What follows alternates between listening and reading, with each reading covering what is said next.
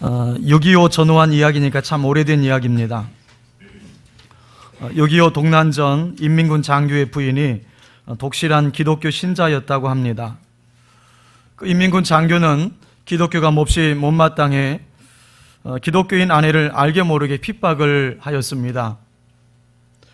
뿐만 아니라 아내가 기독교인이라는 것이 알려지면 그의 생명도 위험에 처할 수가 있게 되겠죠.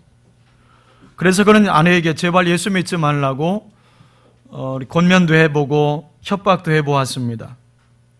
그러나 그 아내는 더욱 열심히 교회에 나가서 남편을 위해서 기도했습니다. 뿐만 아니라 남편이 잠들 때면 그의 손을 잡고는 내 주를 가까이 하리 함은 찬송도 불러주었다고 합니다. 드디어 6.25 전쟁이 났습니다. 그녀의 남편은 전쟁터로 나가게 되었고 전방에서 싸우다가 포로가 되었습니다. 때마침 그가 포로 수용소에 있을 때 미군 군목이 와서 여기 중에 이 포로 중에 기독교 신자가 있으면 나와보라고 했습니다. 그리고는 군목은 그 진위 여부를 확인하기 위해서 한 명씩 찬송가를 시켰습니다. 이때 인민군 장교는 아내가 매일 밤 들려주었던 그 찬송이 생각났죠. 내 주를 가까이 하리 함은. 그것을 처음부터 4절까지 다 불렀는데 그 찬송을 부르다가 자신도 모르게 감동을 받아서 예수를 구주로 영접했다고 합니다. 그리고 그곳에서 무사히 나올 수 있었다고 합니다. 이렇게 복음은 한 사람의 인생을 송두리째 바꾸는 능력이 있습니다. 복음 때문에 새로운 인생을 살아간 사람들이 많이 있지만 가장 분명한 증거는 여러분 자신들 아니겠습니까? 만약 여러분이 예수를 안 믿었더라면 지금 어떻게 사실 것 같습니까? 이 세상이 전부인 줄 알고 세상 쾌락을 적당히 즐기며 사는 삶을 살았겠죠. 죄가 죄인 줄도 모른 채 자신이 가장 똑똑한 줄 알고 자만과 아집 속에서 오직 자기 자신만을 위해서 살아갔을 가능성이 높습니다. 그에게 기쁨은 오직 자식이에요. 자식이 커가는 것, 자식이 잘 되는 것, 손주들의 재롱, 그것만이 기쁨이었습니다. 또 좀 더 나가본다면 술 취함과 방탕한 삶을 사는 이도 적지 않습니다. 거짓과 탐욕 속에 사는 이들도 적지 않습니다. 그렇게 인생을 살아가다가 우리는 영원한 지옥에 떨어질 운명이었습니다. 그런 우리가 예수 그리스도의 복음으로 새 사람이 되었고 새 인생을 살게 된 것입니다. 우리가 이만큼 사는 것은 예수 때문이에요. 우린 예수 때문에 팔자를 고친 사람들이에요. 예수가 아니었더라면 이 좋은 주일 아침에 스키장에 가지 이 예배 자리에 왜 있겠어요? 예수가 아니었더라면 화천에 산천어 축제 가지 왜 여기 왔겠어요? 이 주일 아침에 우리가 예배할 수 있다는 것이 얼마나 복인지요? 이렇게 우리 인생을 바꾼 것이 복음인 줄로 믿습니다. 예수 안 믿었더라면 정말 끔찍할 뻔했잖아요. 아마 어느 가정은 지금까지 여러분이 부부로 살 수 있었던 것이 예수 믿었기 때문에 가능한 가정도 있을 거예요. 그 지랄 같은 남편하고 사느라고 아내가 얼마나 고생이 많아요. 그래도 예수 믿어서 이만큼 사는 거잖아요. 우리는 평생 이것 하나만 가지고도 주님께 감사를 해야 합니다. 그렇다면 복음이라고 하는 것은 우리가 구원받을 때만 필요한 것인가 하는 점이죠. 복음이라고 하는 것은 구원의 도구요, 구원의 방편일 뿐인가? 성경의 답은 아니라고 분명히 말씀합니다. 본문 15절 말씀을 보십시오. 15절. 그러므로 나는 할 수 있는 대로 로마에 있는 너에게도 복음 전하기를 원하노라. 지금 바울은 로마에 있는 어떤 대상에게 복음 전하기를 원한다고 말씀을 해요. 그렇다면 본문 15절에 나와 있는 여기 너희에게도라고 하는 사람은 누구를 대상하는 걸까요? 1장 8절을 보십시오. 로마서 1장 8절. 먼저 내가 예수 그리스도로 말미암아 너희 모든 사람에 관하여 내 하나님께 감사함은 너희 믿음이 온 세상에 전파됨이로다. 여기도 너희가 나오죠. 여기 나오는 8절에 나오는 너희가 본문의 15절에 나오는 너희와 같은 너희예요. 여러분, 그렇다면 그 사람들은 어떤 사람이었을까요? 8절을 계속 보시면 너희 믿음이 온 세상에 전파됨이로다. 이것을 보면 예수 믿지 않는 사람들이 아니었던 거예요. 이미 예수 믿는 사람, 이미 복음을 믿어서 구원받은 사람들이라는 점이죠. 더군다나 당시 로마 교회는 믿음 좋기로 소문난 교회 중에 하나였다는 사실 아십니까? 그런데 바울이 왜 그들에게 복음 전하기를 원한다고 했을까요? 복음은 예수 안 믿는 사람들에게나 전하는 것이라고 하는 선입견을 버려야 합니다. 왜 바울은 이미 믿음 좋기로 소문난 로마의 성도들에게 이토록 복음 전하기를 갈망했을까? 두 가지 가능성을 생각해 봅니다. 첫째는 이미 복음으로 구원받은 사람이라 할지라도 계속해서 복음이 들려지지 않으면 변질될 수 있기 때문에 그렇습니다. 자, 바울의 서신서 기록 순서를 잠시 생각해 보세요. 로마서는 바울이 로마 교회에 보낸 편지잖아요. 그런데 로마서는 갈라디아서와 고린도전서, 고린도후서를 쓴 다음에 쓴 서신이라고 학자들은 봐요. 그렇게 보면 바울이 로마서를 쓸 당시가 그렇게 순수했던 갈라디아 교회와 고린도 교회가 변질되었다는 소식을 듣게 되었을 때였습니다. 갈라디아 교회와 고린도 교회가 왜 변질되었을까요? 갈라디아 교회는 교회 안에 율법주의자들이 침투해 들어왔어요. 그래서 십자가도 의지해야 하지만 율법도 의지해야 된다. 믿음으로만 구원을 받는 게 아니라 할례를 받아야 된다. 이렇게 잘못된 복음이 갈라디아 교회에 들어와서 성도들에게 영향을 미치고 있었어요. 그런가 하면 고린도 교회는 은사주의로 인해서 교회에 많은 혼란이 발생했어요. 그들은 자기가 체험했거나 자기가 갖고 있는 은사만 최고라고 하는 교만에 빠져버렸어요.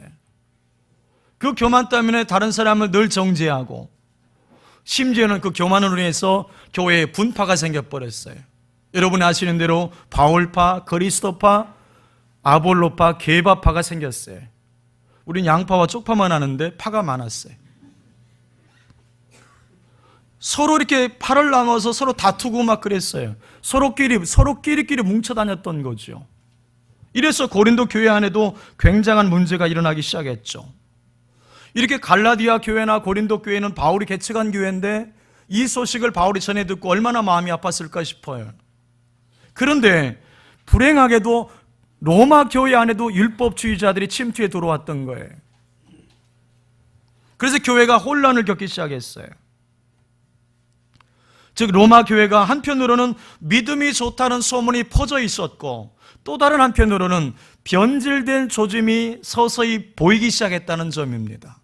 자, 두 가지 양상이에요. 하나는 믿음이 좋다고 소문난 교회였고 또 하나는 변질된 조짐이 보이는 그 상황 속에서 바울이 로마 교회에 보낸 편지가 로마서였던 겁니다. 그런데 이런 상황을 묵상하다가 하는 중에 요한계시록에 나오는 4대 교회가 생각이 났습니다. 여러분 계시록 3장 1절을 보십시오. 계시록 3장 1절 같이 읽어볼까요? 시작. 4대 교회 사자에게 편지하라. 하나님의 7영과 7별을 가지신 이가 이르시되 내가 내 행위를 아노니 내가 살았다는 이름은 가졌으나 죽은 자로다. 아멘. 만약에 제가 어느 교회를 향해서 이렇게 평가했다면 어떻게 됐을까요? 알지도 못하면서 함부로 교회를 평가한다고 그랬겠죠. 또 실제로 교회는 사람이 함부로 평가해서는 안 되는 곳입니다. 만약에 어떤 사람이 교회를 평가한다면 그 사람은 교만한 거예요. 근데 여러분, 지금 이 평가를 하시는 분이 누구예요? 주님이에요, 주님. 그 교회를 세우신 분이고 그 교회의 주인 되시는 주님의 평가예요. 그래서 두려운 거예요. 3장 1절에서 주목해야 될 말씀이 내가 살았다는 이름은 가졌으나 라는 부분이 중요해요. 살았다는 이름은 가졌으나 라는 부분입니다. 이게 무슨 뜻인가? 여러 번역본을 찾아보게 됐는데요. 근데 영어 NIV 성경을 비롯한 많은 성경이 이 부분을 어떻게 번역했냐면 reputation, 평판과 명성이라는 단어를 쓰고 있다는 점을 주목했어요. 이건 무엇을 말하고자 합니까? 그 당시 4대 교회는 주변 사람들로부터 좋은 평판을 받았는데 그 평판이 뭐였냐면 살아있는 교회라는 평판을 받았다는 거예요. 아, 4대 교회는 살아있는 교회야. 하정우 씨가 썼던 살아있네라고 비슷하죠. 살아있네. 사람들로부터 그런 평가를 받았다는 거예요. 당시 4대 교회라고 하는 이 교회는 살아있는 교회라고 하는 명성이 주변에 자자하게 퍼져 있었다는 겁니다. 4대 교회는 좋은 교회라고 하는 명성을 얻고 있었다는 거죠. 그런데 그 주님은 그 교회를 향해서 뭐라고 평가했냐면 그 교회는 죽었다라고 말한다는 거예요. 그 교회는 죽은 교회라고 말하고 있다는 점이에요. 여러분, 이것은 뭘 말해주는 것입니까? 사람들로부터 받는 평판이 그 교회의 실상을 말해주는 게 아니라는 뜻이에요. 그 교회를 향해서 사람들이 좋은 교회라고 말을 할 수 있을지 몰라도 주님이 그 교회는 죽은 교회라고 말할 수도 있다는 뜻이에요. 이걸 다른 식으로 접근해보면 이런 식이 됩니다. 여러분, 교회와 신앙은 사람들의 평가가 중요하지 않아요. 여러분, 교회와 신앙은, 내 신앙은 사람들의 평가가 중요하지 않아요. 그리고 그 평가를 통해서 내가 기준 삼으면 안 돼요. 왜냐하면 사람들이 그 교회는 좋은 교회라고 평가한다고 해서 주님도 그렇게 평가하지 않을 수도 있다는 거예요. 이것이 우리의 두려움입니다. 모든 성도, 모든 사람들이 그 교회는 살아있는 교회라고 말을 해도 주님은 그 교회가 죽은 교회라고 말할 수 있다는 거예요. 이것이 우리의 두려움입니다. 여러분, 생각해 보십시오. 한국교회가 한때는 1000만 성도니 1200만 성도니 하면서 허세를 부렸어요. 그런데 지금 어떻게 하다가 이 지경까지 되었을까요? 종교별 호감도 조사를 보면 기독교가 3대 종교 중에 최하위입니다. 17.6%만 기독교를 신뢰한다고 답했고, 비신앙인들의 응답을 모아보면, 비신앙인들을 따로 계산해보면 8%만 기독교를 신뢰한다고 답을 했어요. 여러분, 한때는 경찰서 10개 세우는 것보다 교회 하나 세우는 것이 그 마을에 유익하다고 했던 때도 있었어요. 그렇게 한국교회가 신뢰를 받았던 때도 없었던 것은 아니에요. 근데 여러분, 왜 그렇게 된 것일까요? 본문 말씀을 가지고 조명해 보면 답은 간단해요. 복음을 갈망하는 마음이 약해져 버린 거예요. 더 이상 복음을 사모하지 않아요. 세상이 너무 좋아졌기 때문입니다. 돈만 조금 있으면 얼마든지 즐기며 살 수 있는 세상이 된 겁니다. 어느 분은 죽고 싶지 않다고, 지금 죽는 것이 억울하다 그래요. 이유가 있어요. 세상 살기가 너무 좋아져서 그렇대요. 어느 분은 이 땅이 천국이라고 말하기도 해요. 복음의 정신이 계속 흘러들어가지 않으니까 변질될 수밖에 없는 거예요. 제가 이 말씀을 묵상하는 중에 이런 생각도 했습니다. 여러분, 복음이라고 하는 단어를 영어로 보면 굿뉴스잖아요. 좋은 소식. 헬라어로 보면 유앙겔리온입니다. 이 복음이라는 소식이 언제 쓰였던 단어냐면, 성전보를 가지고 오는 사람이 우리 이제 막 말을 타고 막 달려올 거 아니에요? 우리나라가 이겼다고, 우리 민족이 이겼다고 승전보를 가지고 막 달려오지. 어떤 사람이, 그 사람이 왕 앞에 국민에게 승전의 소식을 전하는 것, 그게 유앙겔리온이었어요. 제가 이 말씀을 묵상하는 장 중에 이런 생각을 했습니다. 과연 지금 우리에게 예수님이 굿뉴스일까? 과연 예수님이 우리에게 굿뉴스가 되고 있는가? 우리의 굿뉴스는 자녀가 결혼하는 것, 자녀가 취직하는 것, 자녀가 출산하는 것, 이런 것, 사업 잘 되는 것, 월급 올라가는 것, 애인 생기는 것, 복권이나 아파트가 당첨되는 것, 토플이나 토익 성적이 잘 나오는 것, 이게 굿뉴스라는 거죠. 지금 가만히 생각해 보세요. 예수님이 굿뉴스가 되지 못하고 있다는 거예요. 만약 어떤 사람이 이렇게 기도했다고 생각해 보세요. 주님, 돈 좀 주세요. 제가 지금 돈이 필요해요. 근데 열심히 기도했는데 하나님이 어떻게 응답해 주셨냐면, 내가 너와 함께 할 거야. 내가 너를 도와줄 거야. 그렇게 응답을 주시면 어떻게 말을 하냐면, 아니 주님, 그건 응답이 아니에요. 돈 달라니까요. 주님, 병 좀 고쳐주세요. 그랬더니 응답이, 내가 너와 함께 할 거예요. 아니 주님, 그게 응답이 아니라니까요. 병 고쳐달라니까요. 우린 지금 이런 식으로 반응하고 있는지도 몰라요. 이게 무슨 말이냐면 주님이 굿뉴스가 아닌 거예요. 내가 너와 함께 할 거야. 그게 굿뉴스가 아니라는 거예요. 병을 고쳐줘야 되는 것이고 돈을 줘야 되는 거예요. 여러분, 이게 심각한 거예요. 여러분, 이게 예수 믿는 사람들이 예수가 굿뉴스가 되지 못하면 이건 심각한 거예요. 복음이 그 심령 속에 계속 흘러들어가지 않으니까 이렇게 변질이 되는 거예요. 우리 이 땅의 교회가 복음을 사모하지 않게 되어서 생긴 고질병이 몇 가지가 있어요. 첫 번째가 뭐냐면 그 중에 하나가 교만이라는 병이에요. 교만이라는 병. 영화로도 만들어진 이 타이타닉호가 배의 길이가 무려 300m가 넘는 초호화 유람선이었습니다. 말이 그렇지 여러분, 300m가 넘는 이 유람선을 한번 상상해 보세요. 어마어마했을 겁니다. 지금도 이런 것들이 많지 않은데 당시 그랬으니 얼마나 컸겠어요. 이 타이타닉호가 영국에서 출발해서 뉴욕으로 출항을 쫙 했는데 가는 중에 침몰해서 1,500여 명이 익사하는 최악의 해난 사고가 발생을 합니다. 그동안 가장 일반적으로 알려졌던 침몰 사고의 원인은 타이타닉호가 빙산을 들이받아가지고 큰 구멍이 생겨서 이렇게 배가 가라앉은 것으로 해석이 됐었어요. 2016년입니다. 최근에 잠수부들이 과학자들과 함께 이 배를 바닷속에 들어있는 그 배를 조사했습니다. 그랬더니 탐사 결과가 어떻게 나왔냐면 배 파손 부분이 예상외로 작았어요. 당시 사진도 공개가 됐었어요. 배 옆에 큰 구멍이 생긴 게 아니었습니다. 어떻게 됐었냐면 비교적 작은 틈새가 6개 정도 있었어요. 틈새가 6개. 그 틈새 6개가 결국은 300m가 되는 초호화 유람선을 바다에 가라앉혀 버린 거예요. 여기가 주는 메시지가 있습니다. 우리가 아무리 큰 믿음이 있다고 해도 아주 작은 교만과 같은 그 틈새가로 우리가 무너질 수 있다는 거예요. 왜 교회 안에 이렇게 비난과 정죄가 많아졌을까요? 왜 우리가 다른 사람들을 함부로 판단하고 심지어는 정죄할까요? 왜 예수 믿는 성도라고 하는 사람들이 한번 마음이 상하면 풀 줄을 모를까요?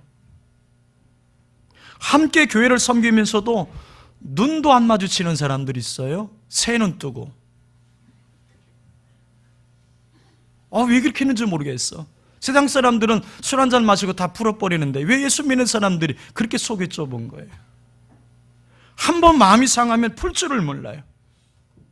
왜 그렇습니까? 교만해져서 그런 거예요. 우리가 어느 순간에 우리 마음이 너무 높아져 버렸어요. 그래서 우리 인생의 기준이 되어서 내가 기준이 되어서 내 마음에 안 맞으면 성질을 부리는 거예요. 내 기준에 안 맞으면 다른 사람을 판단해 버리는 거예요. 이게 우리의 모습이라는 것이죠. 우리가 다른 사람을 비판할 때에 로마서 2장 1절의 경고를 잊지 말아야 합니다. 그러므로 남을 판단하는 사람아, 누구를 막론하고 내가 핑계하지 못할 것은 남을 판단하는 것으로 내가 너를 정죄하미니 판단하는 내가 같은 일을 행함이니라. 이게 무슨 말이냐면 하나님께서 막 비판하는 그 사람을 향해서 이렇게 말씀을 해주는 거예요. 야, 내가 너를 아는데 너는 더한 사람이야. 이런 식의 말이에요. 지금 내가 비판하는 그 사람보다 너는 더 못됐어. 이런 식의 말씀을 하고 계시는 거예요. 여러분, 우리는 이 하나님의 지적을 들어야 합니다. 이 하나님의 지적이 들리지 않으니까 자꾸 사람을 비판하고 수군거리고 정죄하는 거예요. 여러분, 합당하지 않습니다. 합당하지 않아요. 한 입으로 찬송과 저주가 나오는도다. 내 형제들아, 이것이 마땅하지 아니하니라. 오늘 교회가 이렇게 된 이유가 무엇입니까? 복음이 없는 거예요. 복음을 사모하지 않는 거예요. 그렇게 복음이 흐르지 않으니까 자꾸 내 마음이 딱딱해지고 교만해져 가는 거예요. 그래서 이 병든 현실을 고치는 대안도 간단합니다. 다시 복음이 흐르도록 해야 돼요. 다시 복음을 사모해야 돼요. 오직 의인은 믿음으로 말미암아 살리라. 여러분, 복음밖에 길이 없어요. 복음이 나를 살리고, 복음이 우리 교회를 살리고, 복음이 이 나라를 살리는 것입니다. 이 회복의 은총이 우리 모두에게 임할 수 있기를 축복합니다. 그런가 하면 우리가 복음을 듣기를 게을리해서 생겨난 또 다른 고질병이 있어요. 위선입니다. 위선. 갑자기 부자가 된 당나귀라고 하는 글을 읽고 한참 웃었어요. 갑자기 부자가 된 당나귀가 있었습니다. 여러분, 당나귀입니다. 사람이 아니고. 갑자기 부자가 된 당나귀가 있었어요. 그 당나귀는 자기가 다른 당나귀와 어울리기에는 너무 고상하다고 생각이 들었어요. 그래서 생각한 끝에 한 마리의 말이 되기로 마음을 먹습니다. 곧장 미장원으로 달려가서 귀밑머리를 없애고 예쁘게 핀을 꽂았습니다. 그리고 말들이 있는 상류 사이로 들어가서 대환영을 받았습니다. 한참 파티가 막 열을 올리고 있을 때 어느 말이 얘기했습니다. 네 노래를 한번 듣고 싶다. 한 곡 불러봐. 이렇게 얘기했겠죠. 그랬더니 당나귀는 입이 작잖아요.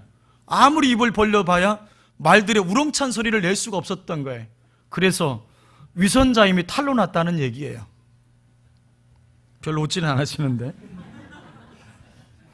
그 글 아래에 이런 문장이 있었어요. 좀 심각한 문장인데, 오늘날 많은 자들이 훌륭한 기독교인인 체 하지만 그들의 마음은 죄로 어두워져 있다. 오늘날 많은 자들이 훌륭한 기독교인인 체 하지만 그들의 마음은 죄로 어두워져 있다. 제가 오래전에 설교를 들었다가 듣는 중에 충격을 받았던 이야기가 하나 있었습니다. 장안에 유명한 호스티스 한 분이 복음을 듣고 예수를 영접하고 교회를 다니게 됐습니다. 그 술집은 여자 도우미와 함께 술을 마시는 곳이었고 술만 마시는 곳도 역시 아니었습니다. 소위 2차가 있는 곳이었습니다. 굉장히 유명한 술집에서 일하던 분이었는데 예수 믿고 은혜 받아서 교회를 나오기 시작한 것입니다. 근데 그분이 하는 말이 자기가 술집에서 일할 때 꽤 많은 기독교인들이 손님이었다고 말을 했습니다. 술에 취하면 묻지도 않았는데 내가 교회 장로야, 나도 집사야, 그렇게 고백했다죠. 왜 술집에서 술 먹으면서 그런 얘기를 하는지 모르지만, 심지어 그 여성분이 예배 마치고 나오다가 교회 마당에서 자기 고객을 만난 적도 있었다고 그럽니다. 여러분, 바로 어제 저녁 술집에서 호스티스를 끼고 술을 마시다가 다음날 멀쩡하게 양복을 차려입고 경건한 성도 흉내내는 그 무서운 위선이 어떻게 가능한 일일까요? 오늘 로마서 1장 15절 말씀을 보면 대답은 간단합니다. 복음을 못 들어서 그렇습니다. 우리는 장로나 권사나 집사라고 하는 직분이, 심지어는 목사라고 하는 그 타이틀이 저절로 거룩으로 이끌지 못한다는 사실을 알아야 합니다. 직분이라고 하는 것은 봉사라고 주셨을 뿐이지 우리가 주님 앞에 섰을 때는 그분의 양이고 그분의 성도일 뿐인 것을 아셔야 합니다. 여러분, 그렇다면 우리는 복음을 통해서만 거룩해질 수 있고 복음을 들어야만 회개 역사가 일어날 수 있는 거예요. 여러분, 복음밖에 없습니다. 복음의 정신이 내 속에 충만하지 않으면 우리도 언제든지 위선자가 될 수 있습니다. 이건 누구도 마찬가지예요. 예외가 없어요. 이것을 피하는 유일한 길, 다시 복음을 받아야 합니다. 다시 복음을 사모해야 합니다. 그래서 내 영혼이 다시 그 복음을 통해서 새로워져야 합니다. 십자가 앞에서 내가 그 십자가를 통해서 내가 죽었음이 선언되어야 합니다. 갈라디아 2장 20절의 말씀처럼 이제는 내가 사는 것이 아니요 내 안에 그리스도께서 사신다고, 주님이 내 인생의 주인 되신다고, 그런 처절한 고백이 나와야 합니다. 여러분, 그럴 때에 교만과 위선을 뛰어넘는 거룩한 주님의 자녀로 살아가게 될 줄로 믿습니다. 이 은혜가 우리 모두에게 임할 수 있기를 주의 이름으로 축복합니다. 둘째, 왜 바울은 이미 예수 잘 믿는 로마교회 성도들에게 복음 전하기를 그렇게 갈망했을까요? 두 번째 이유가 있습니다. 그것은 복음이 영적 싸움에서 이길 힘을 제공해 주기 때문입니다. 바울의 처절한 고백이 나오는 로마서 7장 21절부터 23절을 같이 읽어봅니다. 로마서 7장 21절부터 23절 시작. 그러므로 내가 한 법을 깨달았노니 곧 선을 행하기 원하는 나에게 악이 함께 있는 것이로다. 내 속사람으로는 하나님의 법을 즐거워하되 내 지체 속에 한 다른 법이 내 마음의 법과 싸워 내 지체 속에 있는 죄의 법으로 나를 사로잡는 것을 보는도다. 아멘. 지금 바울이 자각한 것이 두 가지예요. 바울이 깨달은 것 두 가지인데, 하나는 뭐냐면 내 안에 육체의 소욕이 끊임없이 꿈틀거린다는 거예요. 근데 또 하나가 있는데, 그게 뭐냐면 내 안에 성령의 소욕이 있다는 거예요. 그 성령의 소욕 덕분에 내가 본능대로 움직이지 않도록 끊임없이 성령이 나를 붙잡아주고 있다는 것을 깨닫게 됐습니다. 여러분, 이것을 자각하는 것이 신앙생활입니다. 예수 알기 전에는, 예수 믿기 전에는 이 싸움이 없어요. 갈등이 없어요. 그냥 본능대로 살면 돼요. 그냥 생각대로 살면 돼요. 그러다가 예수 믿고 구원받아서 내 안에 성령님이 함께 하십니다. 내 안에 성령님이 계신 그 성령께서 내 안에 성령의 소욕으로 함께 해주십니다. 그래서 갈등이 생기는 거예요. 처절한 싸움이 생기는 것입니다. 이 싸움이 얼마나 처절했는지 바울은 이렇게 고백을 합니다. 아, 나는 비참한 사람입니다. 누가 이 죽음의 몸에서 나를 건져주겠습니까? 예수 믿는다라고 하는 것은 이런 영적인 갈등들의 연속이에요. 여러분, 아마 주일날도 그럴 수도 있어요. 내가 스키장 갈까? 교회 갈까? 아니면 아침에 이런 새벽에도 그럴 수도 있어요. 침대에서 계속 살까? 아니면 새벽에 나 기도할까? 계속 갈등하는 거죠. 근데 여러분, 성령의 소욕은 그 정도가 아닙니다.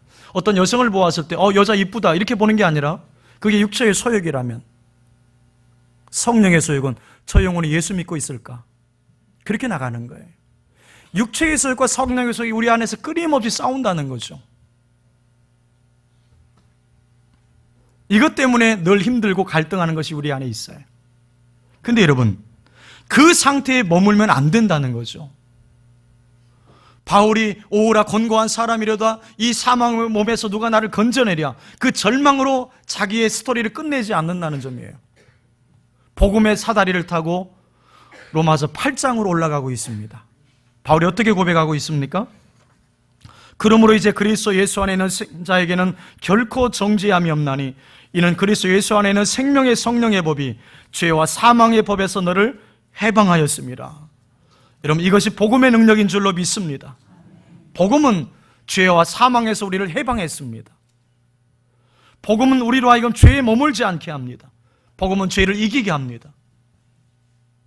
복음은 죄를 넘어서 하나님의 거룩한 비전을 붙잡게 합니다.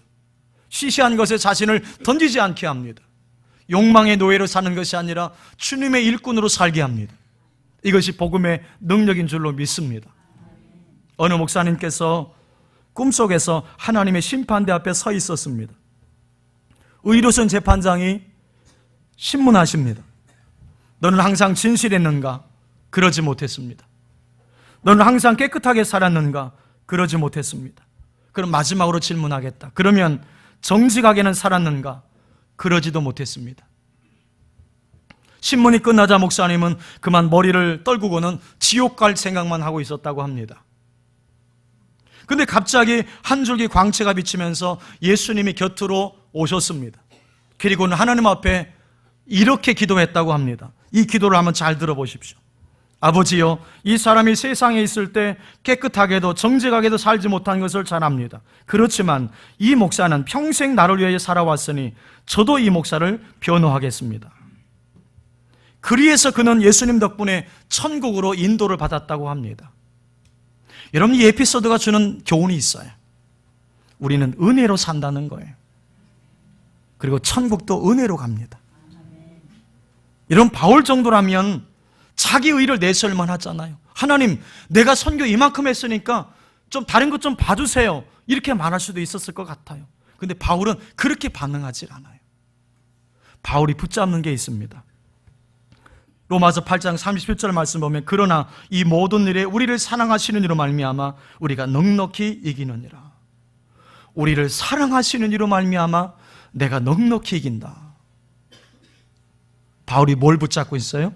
바로 예수를 붙잡고 있습니다. 우린 거기까지 가야 합니다.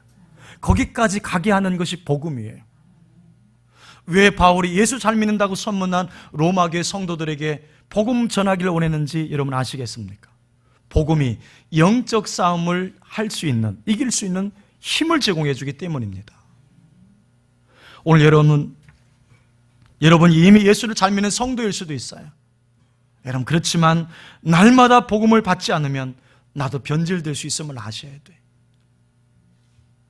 복음이 없으면 금방 변질이 돼요. 그래서 이런 기도가 필요합니다. 주님, 날마다 복음이 내게 들려져서 육체의 소욕이 아니라 성령의 소욕을 따라 살아갈 수 있도록 도와주세요. 이 은혜가 여러분 모두에게 일어날 수 있기를 축복합니다. 여러분, 그렇다면 복음이 뭘까요? 복음을 날마다 들어야 되는데 복음이 뭘까요? 바울의 논조를 한번 보겠습니다. 바울은 로마서 1장 2절에서 복음이 뭔지를 설명하고선 진행하고 있었어요. 여러분, 로마서 1장 2절부터 4절을 같이 읽어보죠. 로마서 1장 2절부터 4절입니다. 시작. 이 복음은 하나님이 선지자를 통하여 그의 아들에 관하여 성경에 미리 약속하신 것이라. 그의 아들에 관하여 말하면 육신으로는 다윗의 일 통해서 나셨고 성질의 영으로는 죽은 자들 가운데서 부활하사 능력으로 하나님의 아들로 선포되셨으니 곧 우리 주 예수 그리스도시라. 아멘. 이 복음은 이라고 1장 2절 첫 절에 뭐라고 되어 있냐면 이 복음은 이라고 하면서 쭉 설명합니다. 근데 결론이 뭐로 났냐면 맨 마지막에 뭐로 되어 있냐면 곧 우리 주 예수 그리스도시라. 이게 무슨 말이에요? 예수님이 복음 자체라는 사실이에요. 예수님이 복음 자체예요. 우린 이것을 잊으면 안 돼요. 또 오해해서도 안 돼요. 여러분, 십자가가 복음이 아닙니다. 우리 한국교회 성도들 가운데 잘못 쓰는 분들이 있어요. 여러분, 십자가는 복음이 아니에요. 십자가가 복음일 수 있는 것은 복음이신 예수님께서 도구로 쓰셨을 때의 의미가 있는 거지. 여러분, 십자가를 딸랑 띄워놓으면 나무 쪼가리에 불과해요. 예수 없는 십자가는 나무에 불과해요. 여러분, 십자가가 복음이 아니고 예수 그리스도 자체가 복음이세요. 여러분, 그렇다면 복음을 의지한다는 말은 다른 말이 아니에요. 복음을 의지한다고 하는 것은 내가 예수 믿고 구원받았지만 날마다 예수님을 의지하며 사는 것을 말해요. 주님, 나 같은 죄인이 주님의 은혜로 구원을 받았습니다. 그렇지만 내가 얼마나 약한 존재인 것을 내 자신이 너무 잘 압니다.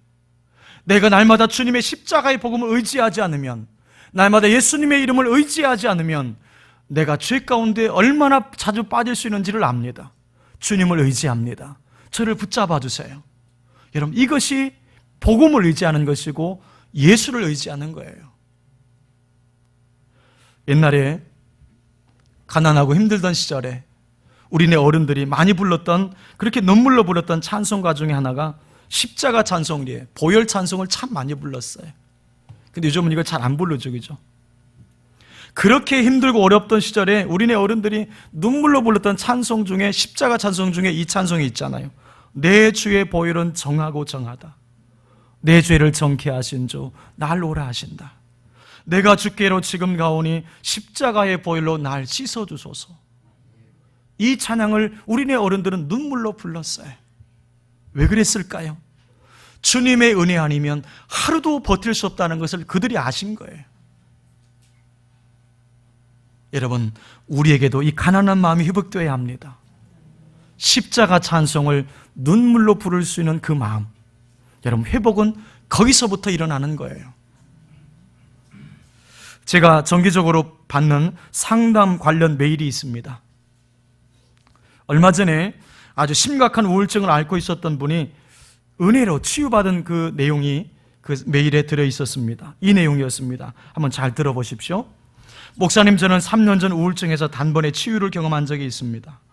당시 고도의 우울증을 앓고 있었고 이틀간 어디서 죽어야 하나 고민하고 있었습니다. 그때 무슨 집회나 은사 있는 분의 기도를 통해서가 아니라, 잘 들어보세요, 예수님의 사역과 그분의 말씀을 읽고 묵상하고 기도하던 중에 몇 년간의 우울증과 강박증 증세가 한순간에 치유받는 경험을 했습니다. 여러분, 오늘도 복음은 살아있습니다. 지금도 복음은 살아 역사합니다. 어디서 죽을까 고민하던 한 사람에게 복음이 능력이 되어서 한순간에 치유하는 역사가 지금도 일어난다고 간증하고 있지 않습니까? 여러분, 이 복음을 우리가 다시 갈망하십시다. 우리가 예수 믿은 지 오래되었다는 것을 자랑할 게 아닙니다. 몇 대째 예수 믿는 것 자랑할 것이 아닙니다. 이 생생한 복음을 내가 지금 경험하면서 살아야 되는 것입니다. 이 생생한 십자가의 복음을 내가 지금 경험하면서 살아야 돼요. 여러분, 그럴 때에 수많이 도져오는 환경의 도전들, 내 속에서 일어난 육체의 욕망들을 예수로 말미암아 넉넉히 이기는 자가 될 줄로 믿습니다. 다시 한번 복음을 붙잡으셔서 복음으로 사는 능력의 종들이 될 수 있기를 주님의 이름으로 축복합니다.